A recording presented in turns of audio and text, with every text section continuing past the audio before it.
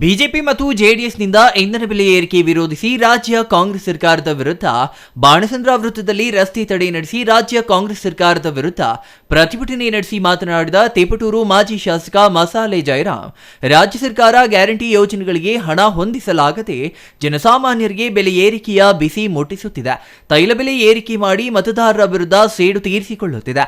ರಾಜ್ಯ ಸರ್ಕಾರ ಯಾವುದೇ ಅಭಿವೃದ್ಧಿ ಕಾರ್ಯಗಳಿಗೆ ಹಣ ನೀಡುತ್ತಿಲ್ಲ. ರಾಜ್ಯದ ಇತಿಹಾಸದಲ್ಲಿಯೇ ನೋಡಿರದ ಕೆಟ್ಟ ಸರ್ಕಾರ ಇದು ಎಂದು ವಾಗ್ದಾಳಿ ನಡೆಸಿದರು. ಜಿಲ್ಲೆಯಲ್ಲಿ ಕೊಬ್ಬರಿಯ ಬೆಲೆ ಪಾತಾಳಕ್ಕೆ ಕುಸಿದಿದೆ. ಜಿಲ್ಲೆಯ ಕಾಂಗ್ರೆಸ್ ಶಾಸಕರು ಕೊಬ್ಬರಿ ರೈತರ ಪರ ಧ್ವನಿ ಎತ್ತದಿರುವುದು ಇವರಿಗೆ ರೈತರ ಬಗ್ಗೆ ಕಾಳಜಿ ಇರುವ ಬಗ್ಗೆ ತೋರಿಸುತ್ತದೆ.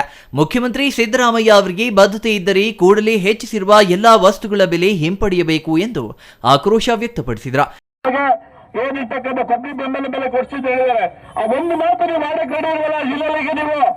ಕುಮಾರಸ್ವಾಮಿ ಆಡ್ತಾರೆ ಒಂದು ಮಾತಾಡೋದು ಇವತ್ತು ಕೇಂದ್ರ ಸರ್ಕಾರ ಬೆಂಬಲ ಬೆಲೆ ಈಗಾಗಲೇ ಕೊಬ್ಬರಿ ಜಾಸ್ತಿ ಮಾಡಿದ್ರೆ ಈಗಾಗಲೇ ರೈತರು ನೋಡಿದ್ರೆ ಇವತ್ತು ನಮ್ಮ ಕುಮಾರಸ್ವಾಮಿ ಇರ್ಬೋದು, ಇರ್ತಕ್ಕಂಥ ಕೇಂದ್ರ ಮಂತ್ರಿಗಳಾದಂತ ಸೋಮಣ್ಣ ಇರ್ಬೋದು, ಈ ಜಿಲ್ಲೆಗೋಸ್ಕರ ಏನೋ ಹೋರಾಟ ಮಾಡ್ತಿದ್ವಿ. ಈಗಾಗಲೇ ಮೊನ್ನೆ ಪ್ರೆಸ್ ಮೀಟ್ ಅಲ್ಲಿ ಹೇಳಿದ್ದಾರೆ. ಈಗ ಅದು ನೀವೇನು ಈ ಜಿಲ್ಲೆ ಪರವಾಗಿ ಕೊಬ್ಬರಿ ಬೆಳೀತಿರ್ತಕ್ಕಂಥ ನಮ್ಮ ಕೊಪ್ಪತ್ತರ ನಾಡು, ಅದ್ರ ಬಗ್ಗೆ ಯಾರು ಇರ್ತಕ್ಕಂಥ ಗೆದ್ದಿರ್ತಕ್ಕಂಥ ನಮ್ಮ ತುಮಕೂರು ಜಿಲ್ಲೆ ಯಾರು ಶಾಸಕರು ಧ್ವನಿ ಎತ್ತಿದ್ದೀರಾ?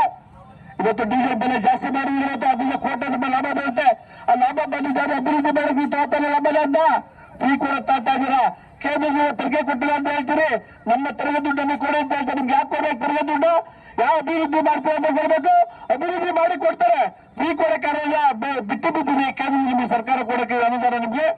ನಿಮ್ಗೆಲ್ಲ ಮಾನ ಮರ್ಯಾದೆ ಕೂಡಲೇ ಸಿದ್ದರಾಮಯ್ಯವರು, ಸನ್ಮಾನ್ಯ ವಿಶ್ವಾರ ಮಂತ್ರಿಗಳು, ಸನ್ಮಾನ್ಯ ಡಿ.ಸಿ.ಎಂ ಅವರು ಏನು ತೆರಿಗೆ ಏನು ಹಾಕಿದ್ವಿ ಇವತ್ತು 300 ರೂಪಾಯಿ ಜಾಸ್ತಿ ಮಾಡಿದ್ವಿ ಡೀಸೆಲ್ಗೆ, ಪೆಟ್ರೋಲ್ಗೆ, ಅದು ವಾಪಸ್ ಆಗಬೇಕು ಅಂತ ಇವತ್ತು ಪ್ರತಿಭಟನೆ ಮಾಡ್ತಾ ಇದ್ದೀವಿ. ಇನ್ನು ಈ ಸಂದರ್ಭದಲ್ಲಿ ಬಿಜೆಪಿ ಮಂಡಲಾಧ್ಯಕ್ಷ ಮೃತ್ಯುಂಜಯ, ತಾಲೂಕು ಜೆಡಿಎಸ್ ಅಧ್ಯಕ್ಷ ದೊಡ್ಡೇಗೌಡ, ಲೀಲಾವತಿ ಗಿಡ್ಡಯ್ಯ, ಎಚ್.ಆರ್. ರಾಮೇಗೌಡ, ದೊಂಡರೇಣುಕಯ್ಯ, ಮಂಗಿಕುಪ್ಪೆ ಬಸವರಾಜು, ಹರಿಕಾರನಹಳ್ಳಿ ಪ್ರಸಾದ್, ಅಮಸಂದ್ರ ಭರತ್, ಜಿ.ವಿ. ಪ್ರಕಾಶ್, ಹಟ್ಟಿಹಳ್ಳಿ ಗೌರೀಶ್, ದೇವರಾಜ್ ಇನ್ನೂ ಹಲವರು ಹಾಜರಿದ್ದರು. Satish Babu, CTV news, Turuvekere.